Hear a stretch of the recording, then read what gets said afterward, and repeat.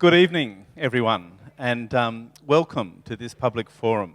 I'm Mick O'Regan, and it's my pleasure to be the facilitator of tonight's discussion, which is called The Big U-Turn Ahead, Calling Australia to Action on Climate Change. This is an opportunity, it seems to me, tonight to really learn, to find out about the current state of climate change, what are the risks involved, and what are the options for us individually, collectively, and organisationally to be part of the solution rather than part of the problem. Will Steffen comes with extraordinary credentials. He's Emeritus Professor at the Australian National University and is on the Climate Council of Australia. This presentation I found riveting because of the new information, at least for me, that it contained. So without further ado, here he is, Professor Will Steffen. Okay. Thanks very much for the kind invitation, and thanks to Delta for welcome to country. Thanks to Chris and Christabel for the wonderful hospitality, and to Vicky as well. So it's a real pleasure to be here tonight and talk to you about climate change. As you can see from the title, I'll be talking a little bit, stepping back a bit from the detail and talking about what the real nature of the challenge is. Because even though a lot of people are really familiar with climate change, I think rather fewer people are familiar with what it really means from a whole Earth system, longer-term perspective. And that's really what I'm going to focus on, particularly in the second half of the talk. So it's going to come in three parts. The first is really quick because you probably all know this, basic climate science and impacts. I'll spend a bit more time talking about what the implications are for us here in Australia, particularly some of the more recent data. And then number three is really what I like to talk about is putting climate change in a much longer-term, bigger perspective about what's happening to the Earth system, what's happening when us humans have come onto the system, but particularly what's happened when our highly technological, so-called modern humans have spread across the planet in the last couple of centuries and are really changing the nature of the entire planetary machinery. So this is something you're very familiar with. This is a graph just showing what global average surface temperature has been doing. This is the sort of thermometer of planet Earth, of the Earth system. We have good data from 1880, globally all the way up to the present, and you can obviously see that since about 1960s or 70s, there's been a very, very strong increase in global average surface temperature. The last 3 years have been the three hottest years on record by a long shot. We're about a degree above the long-term average pre-industrial temperature. And there's no doubt at all about why this is happening. Here's a curve of fossil fuel usage. And again, you see that it correlates almost perfectly, again, from about 1950 or so on, an extremely strong increase in our use of fossil fuel for energy, coal, oil, and gas being the three primary ones. Everyone knows that really well. And everyone knows, of course, the physics behind all this. The gases that are emitted, particularly carbon dioxide, have this property of they allow sunlight, radiative energy from the sun to come through unimpeded, but when the Earth tries to maintain its balance by emitting heat, this blanket of gases, which is increasing in concentration, absorbs the heat, warms the Earth's surface. So again, this is climate 101.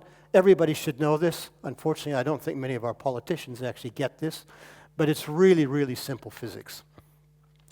Another interesting thing, we're sitting right here on a beautiful part of Australia's coastline, but most people don't realize that 93% of the extra heat that's been coming into the system, particularly since that strong rise in temperature in the 70s, that's stored in the ocean. That's where almost all the heat is going. And that's really important for us as we get on to talk about some of the impacts. 3% actually warms the surface of the land. 3% melts ice, which is becoming increasingly important, particularly at the poles. Only 1% warms the atmosphere. And yet, it's really affecting our lives, that 1%. All right, let's now go straight away from the basic science that's so well known into what's unfolding around Australia now. All of these images here are from the last 5 or 6 years. All of them are extreme weather events. All of them have been influenced and are increasingly influenced by climate change. So how do we know this? Because there's been a lot of hoo-ha in the media about, oh, you can't link climate change to extreme weather. We've always had extreme weather. Well, that's, of course, crap. You certainly can. And there are three really good ways. One is the basic physics, that all extreme weather events now are occurring in an atmosphere that's significantly warmer massively warmer than it was 50 years ago. And it's also wetter because a warmer atmosphere holds more water vapor. Again, basic physics. So it's simply stacking the odds for heavier rainfall, worse storms, more heat, and so on. But we also have observations around the world of extreme weather. So we can tell when we have long enough observations that there is a long-term trend happening. Here in Australia, our reliable records go back to 1910, over a century. But on the weekend, I've come back from working in Sweden.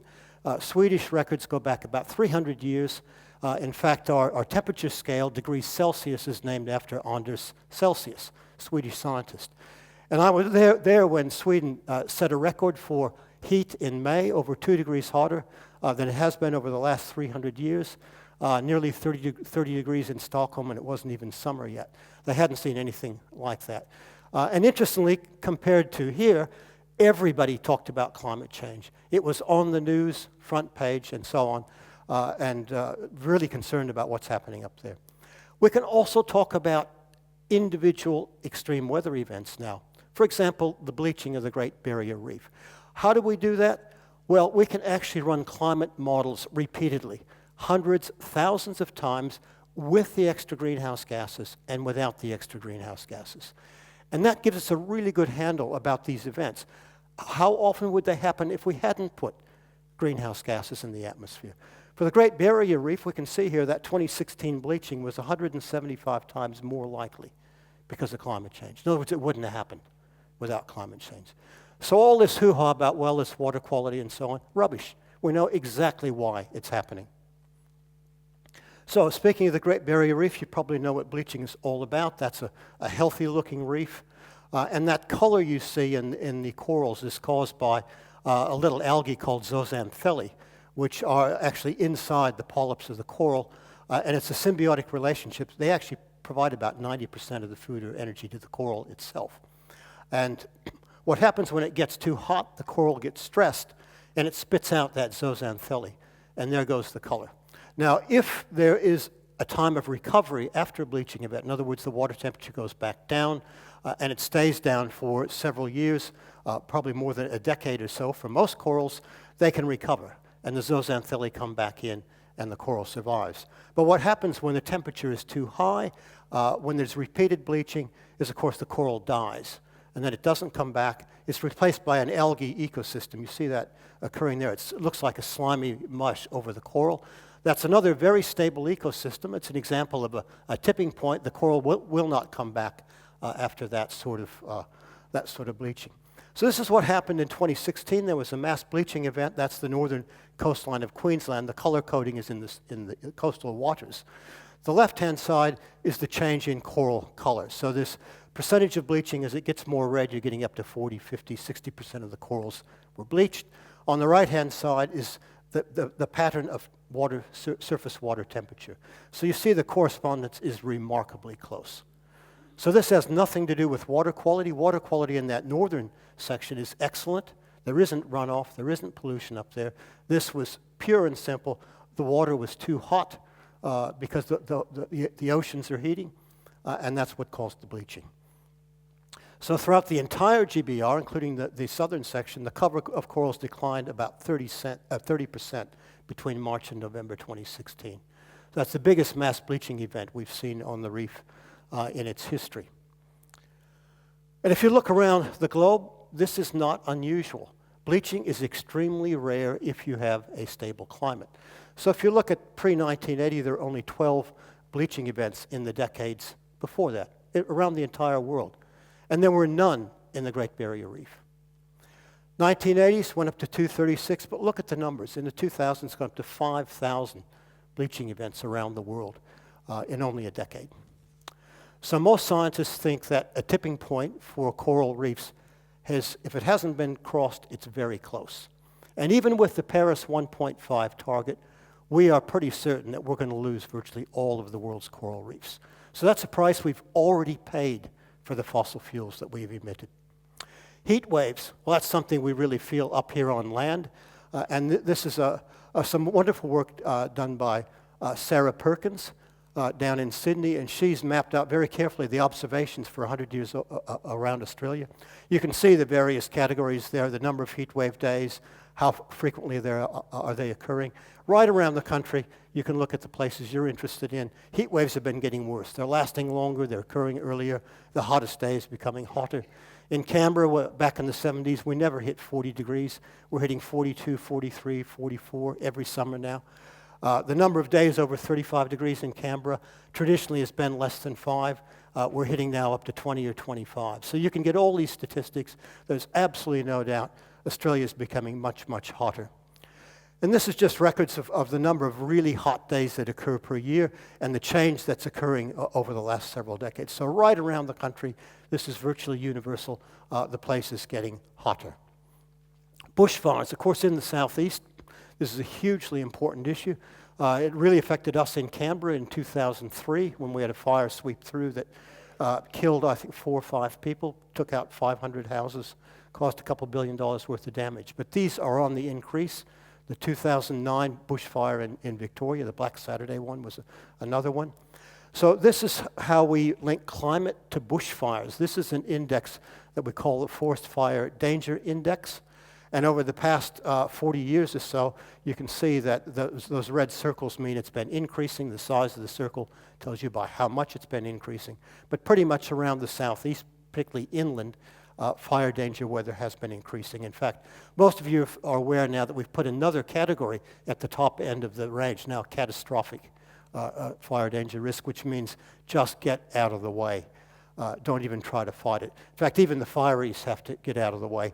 Classic comment I had when I was talking to one of these firefighters from Perth. I said, well, you know, what do you know about climate change? And he just looked at me and he said, you won't find a skeptic at the end of a fire hose, because he has to see this all the time. And of course, it affects people and cities. It also affects the natural environment. This is the Tasmania World Heritage Forest. It had never been burnt before. This is not a fire-prone ecosystem. And then in 2016, massive fires, massive heat in Tasmania. It went through. This won't recover, unlike eucalypt forests, which fire is part of the ecosystem. These forests in Tassie do not have fire as part of their natural dynamics, so this will not recover. It's one of my colleagues, David Bowman, and he's pretty clear. He said this doesn't happen without climate change.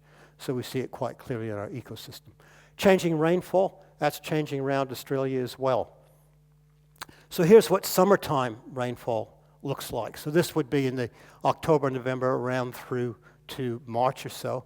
And the bluey colors there mean it's getting wetter. And if you ask people around the country, what do you think's happening to rainfall? Most people would say, oh, the droughts are getting worse, it's getting dry. But in fact, Australia is getting wetter. So that bluey color that covers about 3/4 or so of the continent is above average rainfall. This is this is since about the 1980s or 1990s, so we have about 2 or 3 decades here. The exception, of course, is the far southeast, where you see Tasmania has been getting drier. And this is consistent with the fact we got more water vapor in the atmosphere, and particularly in our monsoon systems in the north, much more rainfall is falling. But the interesting thing, particularly for the farmers, is if you look at the winter season. So here's the pattern for Australian winter, still wetter up in the top end, but look at the areas here where we grow a lot of our crops, southwest WA and the southeast. They've been getting significantly drier in the cool season. And this we can link pretty definitely with climate change. So what's happening here? Most of the rainfall that comes across this southern belt comes from the Southern Ocean. It's fronts that come up from towards Antarctica, and they just clip across the corner there and across here and drop rainfall.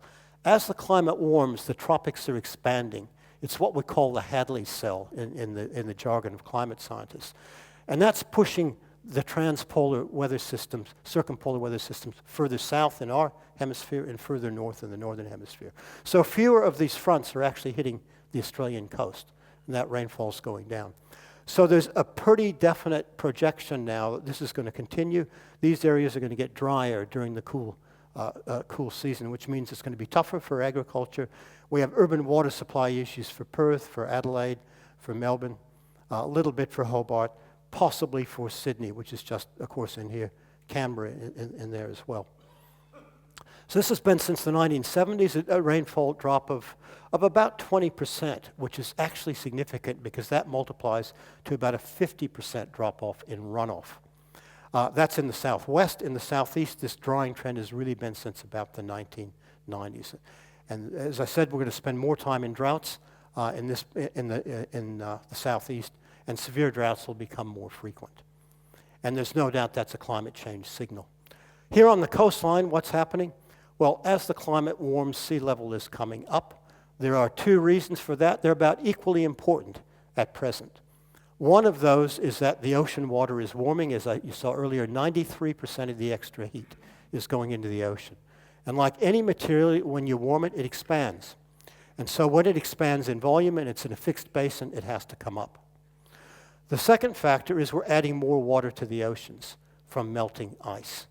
And most of that is coming so far from the northern hemisphere, from Greenland, from the Greenland ice sheet. But I'll show you in a little bit.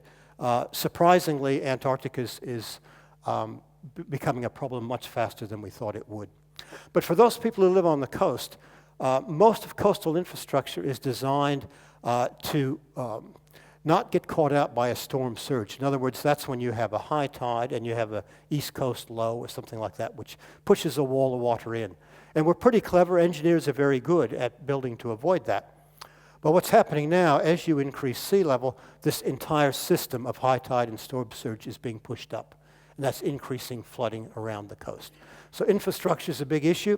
It's a big issue for some of our airports. Sydney Airport, Brisbane Airport are already being affected by this. And we see that even with just it's about a 30 centimeter rise since pre-industrial, about 20 centimeters of that since the 1980s. The two places where we have long-term flood gauge measurements are Sydney and Fremantle, one on each coast. And we've seen a threefold increase in flooding, which is attributable to sea level rise. So that's already occurring. But if we get sea level rise up towards a meter by 2100, and by the way, even since I've done this slide, there are now some papers coming out saying it could be 2 meters, given the fact we've underestimated what's happening in Antarctica. The increase is going to be many hundreds of times. And if you don't believe me, I suggest you go down to Darling Harbour next time you're in Sydney and go down to that area where there's a nice wooden long deck with some restaurants on it, and go down to where the boats come into the jetties there. And there's some wooden pylons there, and you'll see rings around them. That's when a high tide comes up. And you see a massive rings, which is the normal high tide. Then you'll see a few, and then you'll see one at the top. That's the 1 in 100 year high tide that the engineers engineer for. And you'll see that the deck where the restaurants are is about 30 centimeters above that. So the engineers have done their job. They said, all right, there's that 1 in 100. We'll put 30 centimeters on top. Restaurants are safe. Well, we're going to get at least 50 centimeters, closer to a meter sea level rise this century. That means in that part of Sydney, every high tide, that deck's going to flood. So that's what we're facing. A lot of people don't realize this, but flooding could happen in the most vulnerable areas every high tide. If you go to Sydney Airport, the third runway, there are a few days every year now that can't be used because water's coming over the end of the runway when there's a high tide and a storm surge coming in off Botany Bay. Why? Because the bean counters got in when the engineers said, you need to build this higher, and they said, no, that costs too much, and we don't believe the climate scientists anyway. And so it's actually lower than the older runway. You go to Brisbane, Brisbane's done the right thing. Brisbane Airport. They got CSIRO scientists in. They're building a third runway, and they're actually built it higher than they had planned so that it'll be viable through the century. So already we've got to factor this into how we design our infrastructure.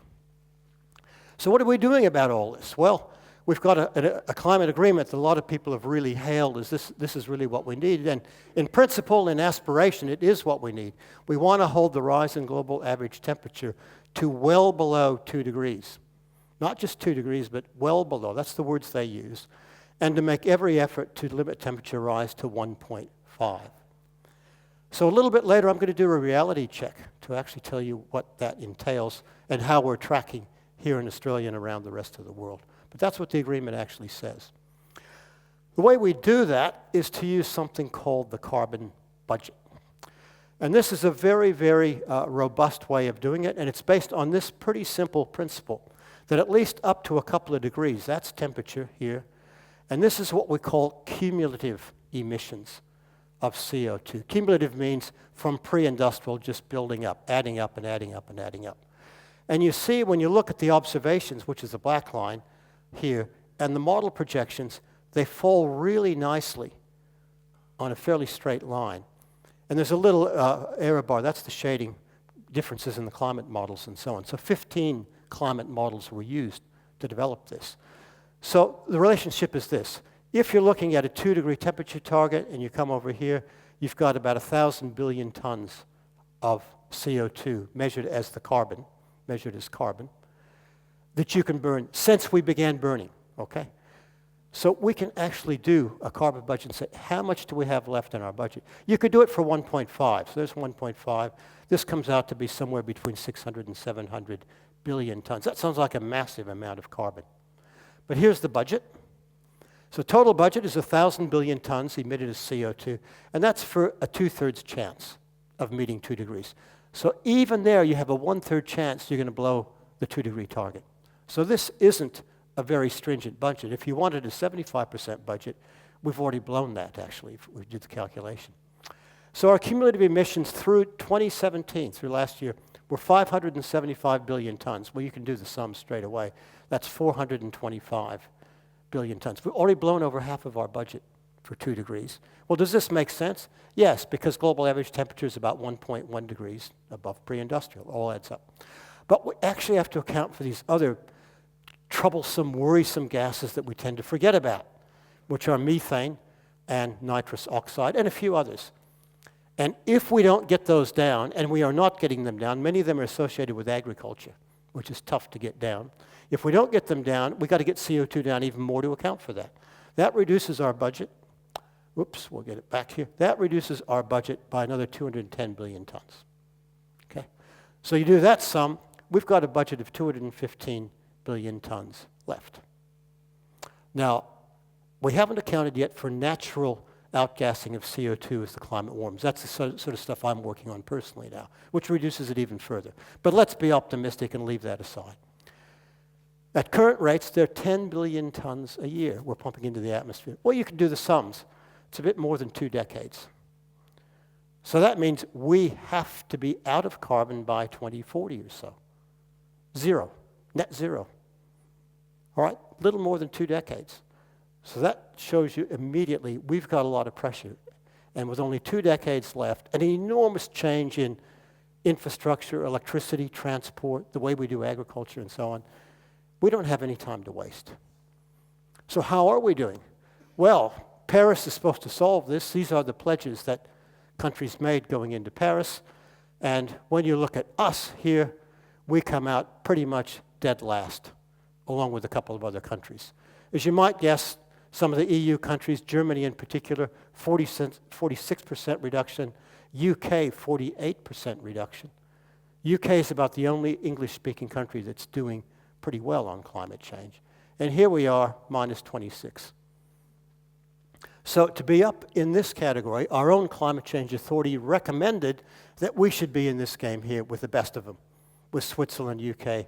We should be somewhere between 45 and 65%, and we only have 26%. And the sad news is we're not on track to meet that. Our emissions are still going up. Everyone else is a flat line or going down in this group, except for us. So we are the global laggard.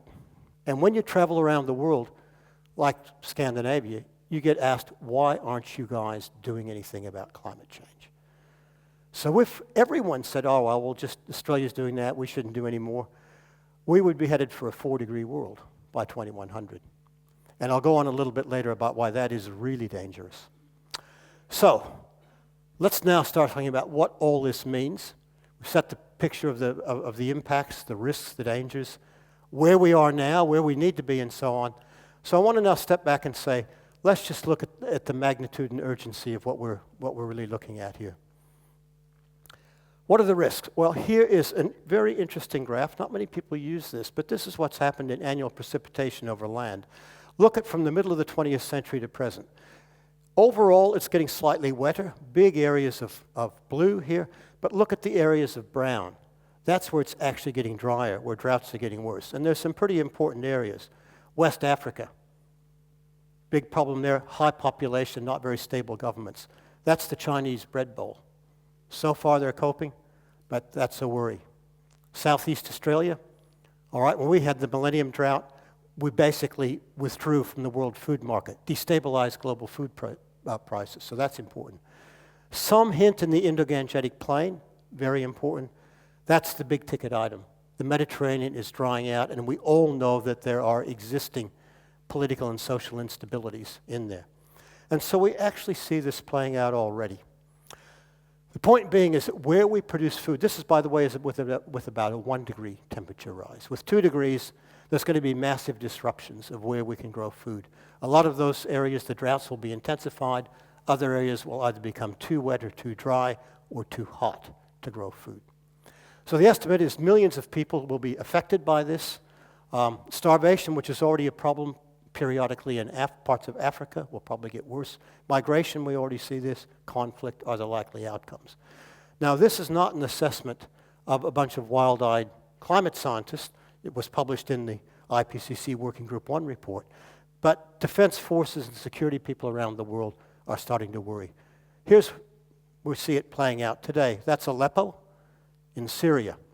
So we certainly have other tensions. We have a weak and poor government in Syria. We have Iraqi refugees from other conflicts.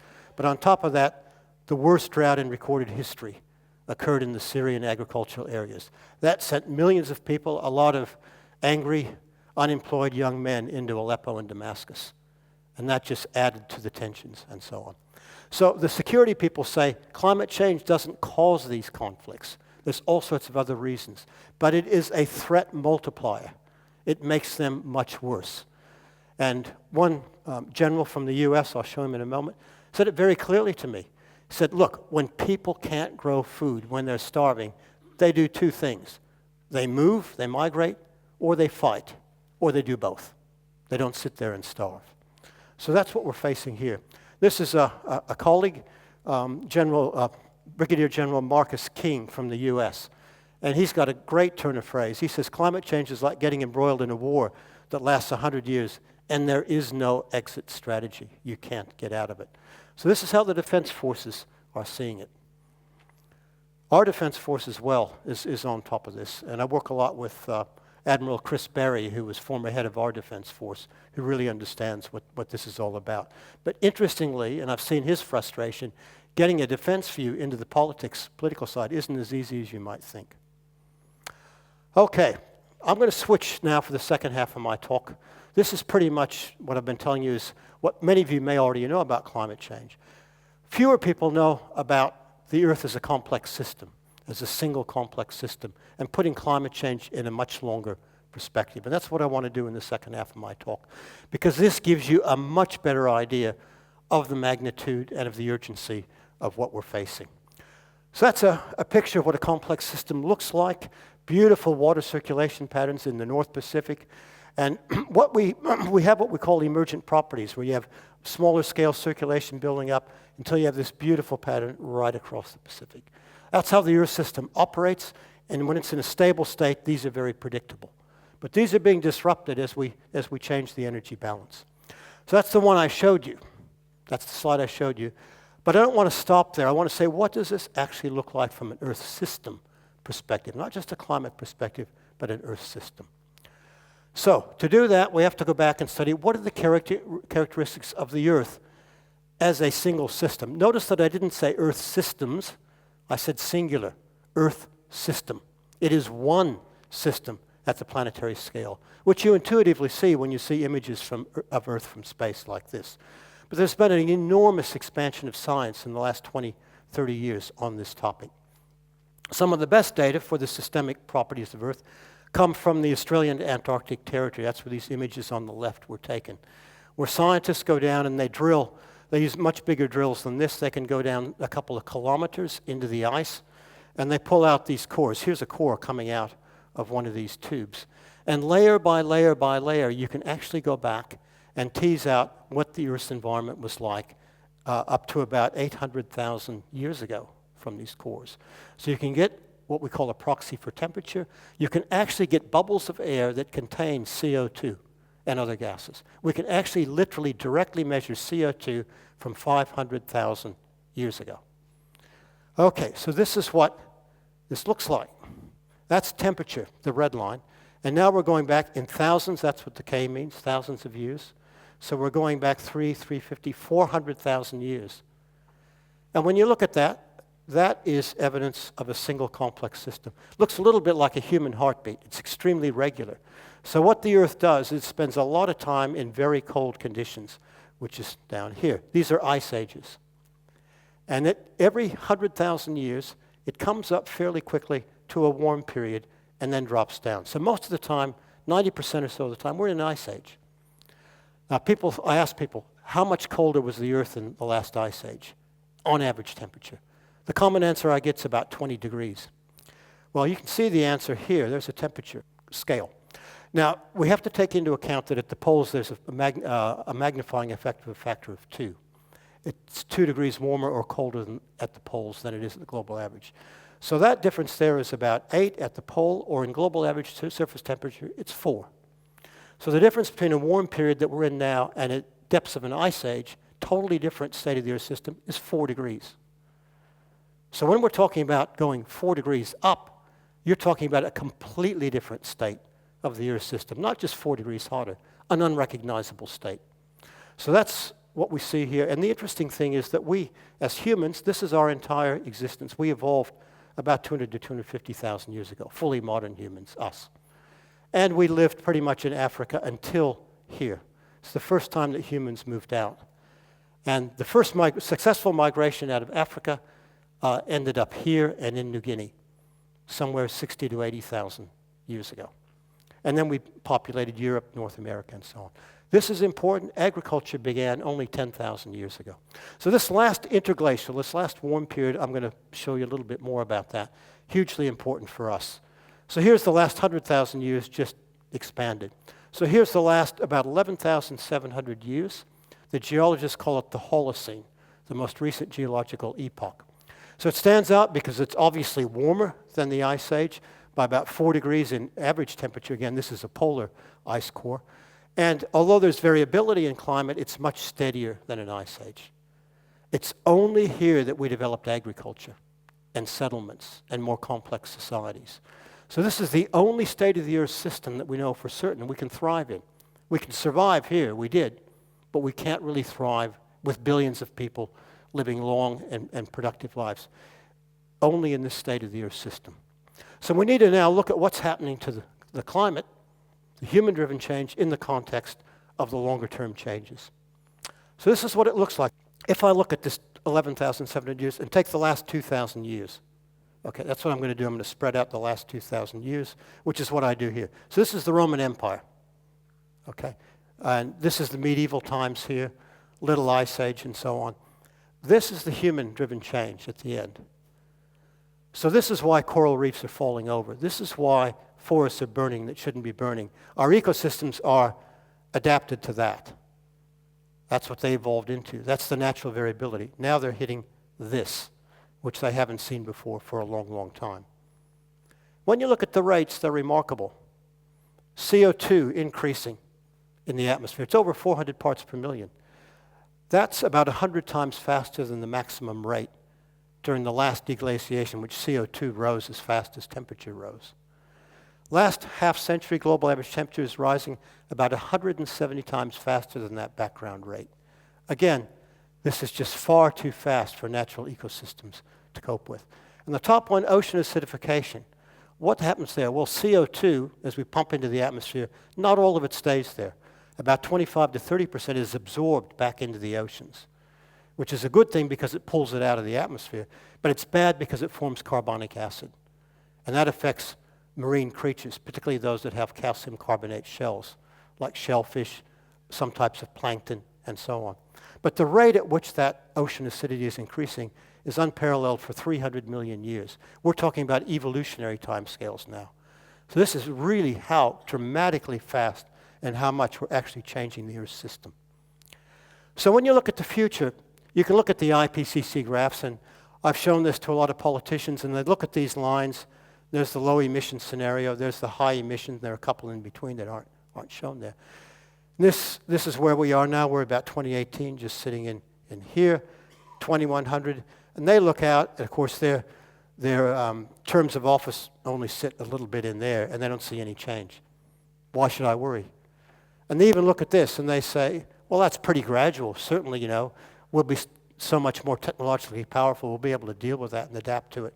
And after all, it's only 4 degrees. If it's 26 degrees in summer in Canberra and it's 30, well, you just turn up the air conditioner a bit. So that's the way they look at it.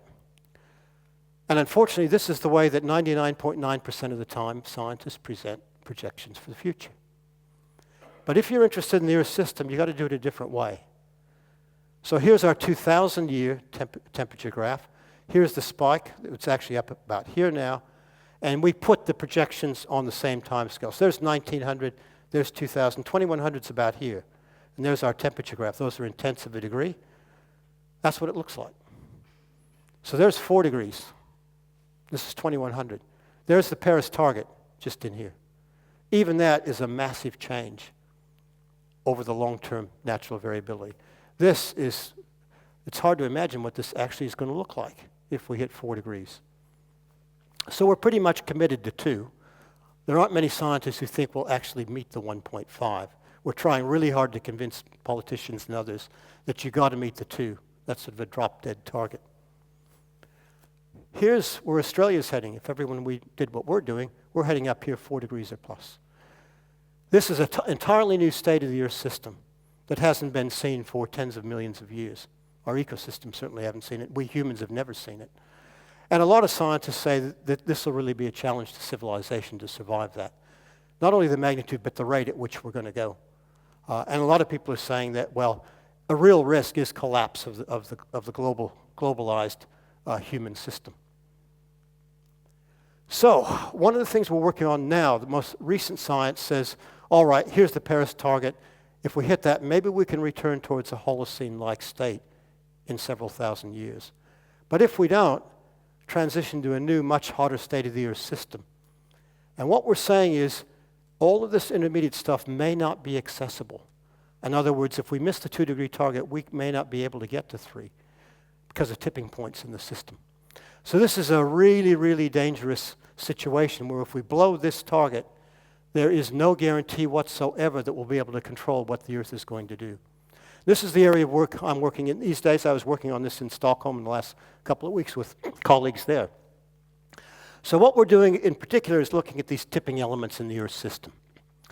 You probably know intuitively what a tipping element means. It means you can push a system for a while and not much happens. You just push it a little bit further and it tips. Just like a kayak when you go out and paddle out in Byron Bay. And you tip it a bit and it's fine, you tip it a bit more and it's fine. But if you tip it that extra little bit, it flips all the way over and you're underwater. A lot of the natural subsystems in the Earth system do the same thing. So here are some tipping elements. They come in 3 types. Loss of major ecosystems like the Amazon, the northern forests, circulation change, El Nino, Atlantic thermohaline circulation, and so on. And importantly, melting of the big ice sheets. So how are we tracking? We're actually we're getting a lot of good information, a lot of good knowledge about these, so we can start talking about them. Amazon basin. We've lost 10 years of carbon storage out of that from droughts in 2005 and 2010 and subsequent fires, which are unusual. But there's a double whammy. Not only are we seeing warmer, drier conditions in the Amazon, we're also eating away at it through human deforestation. And this double whammy is pointing now to a tipping element at around 2 degrees, where we would lose most of the Amazon forest. And that's a lot of carbon going back up into the atmosphere. That's why it's a tipping element. Permafrost starting to melt. How much could we lose? Well, the worst case scenario is 250 billion tons of carbon. That's 25 years worth of human emissions. If that starts going, and once it starts going, it'll become irreversible because it generates its own heat in the soil as it decomposes. So it's like a compost bomb, so to speak, ready to go off. If we lose that, there's no way we're going to stop at 3 degrees because that warming is going to trigger other things. We're losing Arctic sea ice. This is one where we think we've crossed the tipping point already. So this is summertime ice that covers the Arctic Ocean, keeps it cool. As it melts, it uncovers blue, dark ocean water, absorbs more sunlight, warms the ocean even more, melts more ice, warms the ocean even more. So you see how the tipping point works in that cycle. We think we've crossed that. We've lost too much already. So by the 2030s, most scientists are saying that's going to be ice-free in the northern hemisphere summertime. Coral reefs, I already talked about that. We think we've crossed the tipping point or are so close that we can't avoid it. So I think there's a death sentence for the world's coral reefs already. Here are the big ticket items. Greenland ice, that's the rate at which ice is being lost, increasing at a pretty fast rate. There's about 6 meters worth of sea level rise in that ice sheet. So that's a danger point. But the one that has really surprised us is Antarctica.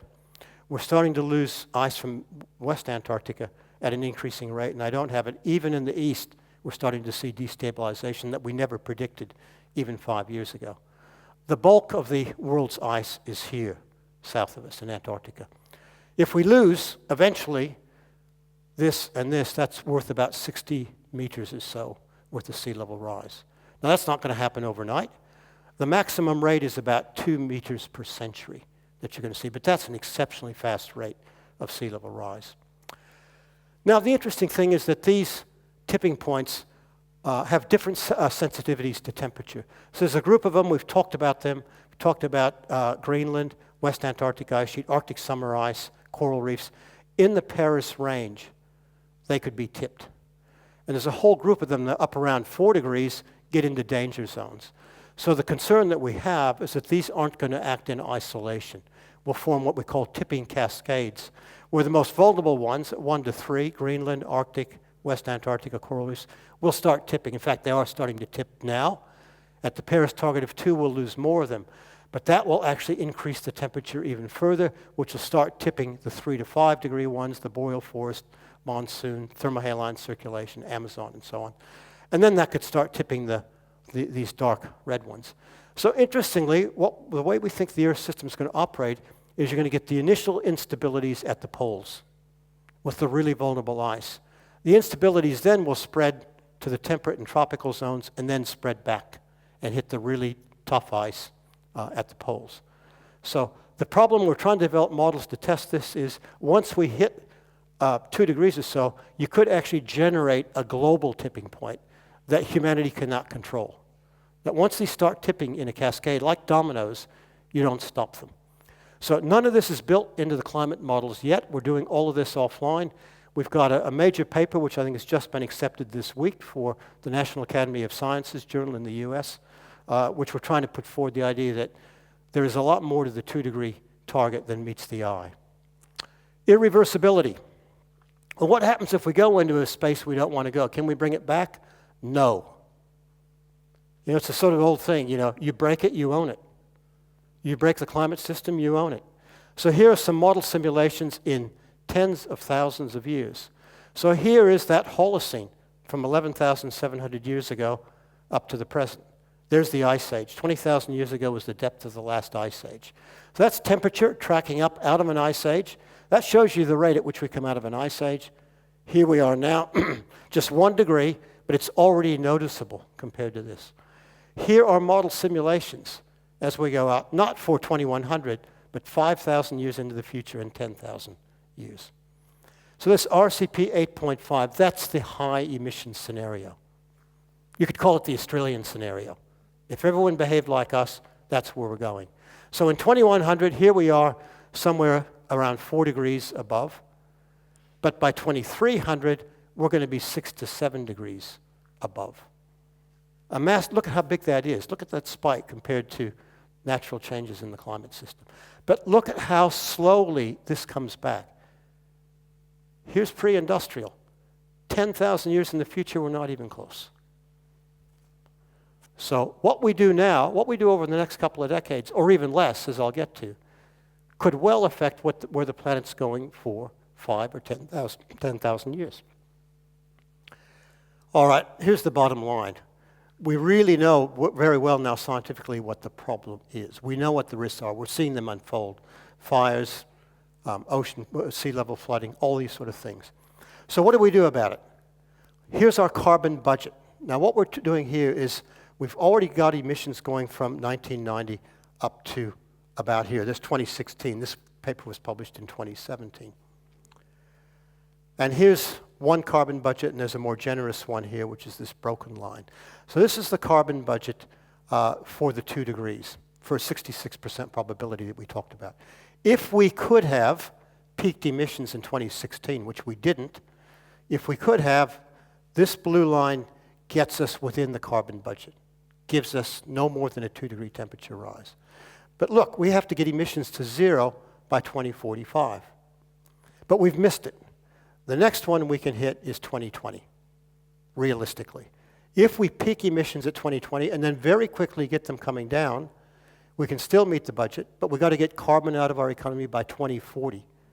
That's that little more than 2 decades that I talked about earlier. But if we delay to 2025, just a couple of electoral cycles in Australia, 2025, impossible. You have to decarbonize in 1 decade, totally. Nobody can do that. It's too fast. So really at stake is this critical point, that if we don't stabilize our emissions and get them trending down within the next few years, we actually don't have a chance. So when politicians tell me, yeah, your projections are so far in the future, I'll leave it to the next government, I try to say, no, it doesn't take an Einstein to work out that you've got to act now. Not next electoral cycle, not next term of government, but now. So we're in 2018, middle of the year. We're 2 years away from 2020. So this is what we've got to do. What happens if we don't get there? 4-degree world, what does that look like? Well, I've hinted at it looks pretty terrible. More specifically, most of the tropics and subtropics will be too hot for human habitation. You'll have to live in air conditioning most of the time. In fact, a colleague of mine at University of New South Wales did a very interesting computer study. He looked at a 4-degree world, and he looked at Australia, and he said, let's get the maximum possible conditions for humans to survive outside. In other words, in terms of our bodies operating at 37 degrees and losing heat. So he said, let's have a person standing out on a very exposed area with really strong winds and very heavy rainfall and no clothes on. That's the maximum heat loss you can get. And then he calculated, even with that, where can you live in Australia? And there are significant areas in the outback that even under those conditions, which of course you're not going to get torrential rain in the outback very often, you can't survive outside. So that's what a 4-degree world looks like. And we're one of the continents that's going to get hit the worst because we have such large arid and semi-arid areas. Changing temperature and rainfall patterns will likely make large agricultural zones that are there today unproductive. I talked about that earlier. And we're looking at a 1-degree temperature change now, and already we see it. I didn't mention Southern Africa. I could have mentioned Southern Africa. Everyone knows about what's happening in Cape Town. That's at a 1-degree temperature rise. Sea level rise at 4 degrees, ultimately 20 to 40 meters. So we'll lose Greenland, and we'll lose much of Antarctica. And they'll drown coastal cities. So the coastal cities will have to retreat decade by decade. Maximum carrying capacity of humans. This is a difficult thing to calculate. A lot of argument and uncertainty, but a lot of scientists are saying about 1 billion may be able to live in a 4-degree world toward the poles. Our current population is about 7.5 billion. So you can do the sums. This isn't a nice future. And this is not going to be a gentle, planned population decline. So, the real nature of climate change, difference between a 2-degree world and a 4-degree world. 2 degrees doesn't sound like much, does it? That's the difference, according to a colleague of mine, Professor John Schellenberger. Human civilization. That's the difference between 2 degrees and 4 degrees. So that 2 degrees target is really, really important in very many different ways. So I'm going to conclude now, and we'll hopefully have some very lively discussion around this by answering this question. What is the nature of the climate change challenge? What is the bottom line when we put all of this together and look at it really simply and soberly in an Earth system perspective? What's the magnitude? A worst-case scenario could collapse modern civilization. That's the risk.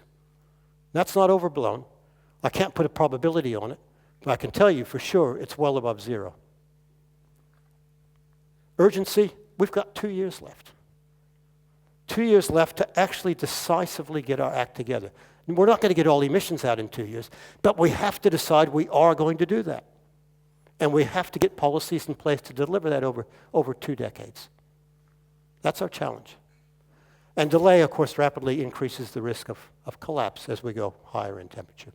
So sorry to leave you with a sobering message, but I actually get tired of people telling me, give me hope. And I tell them, you give me hope. Get off your backside, get these politicians out who aren't going to act, and get somebody in who will. That's what's going to give you hope. You have to act. So, let's think about this a bit. You have to think not only about Byron Bay or Canberra or Stockholm or wherever you come from, you've got to think about this planet as a system, because that really is what is at stake. It isn't a few degrees hotter or a little bit drier or wetter wherever you sit. It's the fact that this single system is being rapidly destabilized, and it has its limits. Thank you very much. Hopefully we'll have some chance for some good discussion and debate and questions and answers. Thanks very much.